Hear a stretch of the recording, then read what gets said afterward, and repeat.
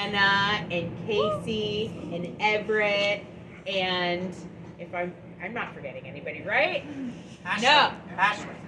Ashley, oh, my wife, she's not even here. You know, what kind of support is that? I'm just joking, she's home with their kid. So, you know, I want to thank you all for being here and showing community and showing support. And that's kind of a part of the reason why I decided to run. The reason that we chose Brooklyn, and in fact chose Ditmas Park specifically, you know, hey to Williamsburg, it's lovely, but one of the reasons that we chose where we live is it kind of reminds me of where I grew up in Washington, D.C. A very small, diverse, close-knit community where many of the people there had come from a different country.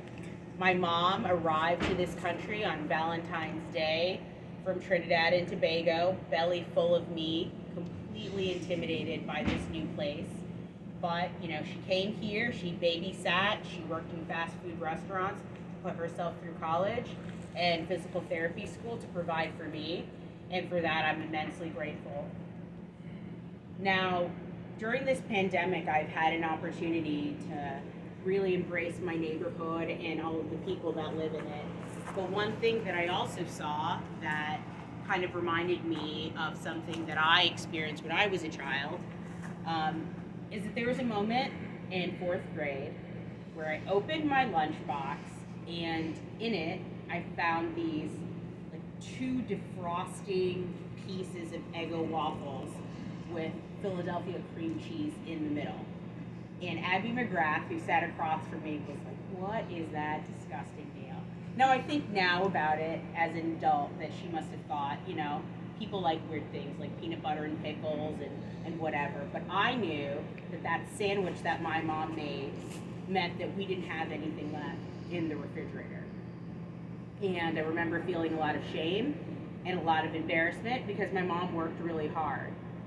And that moment comes to me often during this pandemic when in my neighborhood, and I'm not sure if it happens here in Williamsburg as well, but we had food insecurity lines wrapped around corners and corners and corners.